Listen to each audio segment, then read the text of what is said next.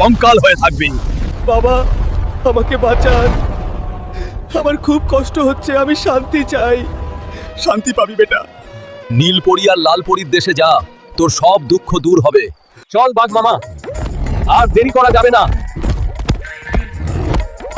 স্বাগতম হাল্ক। আমাদের রাজ্যে তোমাকে স্বাগতম। কি শান্তি, আমি এখন এই দেশের রাজা।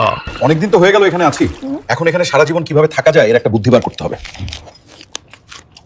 মূর্খ হাল্ক, তোকে শান্তি খুঁজতে পাঠিয়েছিলাম আর তুই লোভে পড়ে গেলি। এর শাস্তি তোকে পেতেই হবে। আজ থেকে তুই জীবন্ত কঙ্কাল হয়ে থাকবি। না, আমাকে ক্ষমা করে দাও বাবা।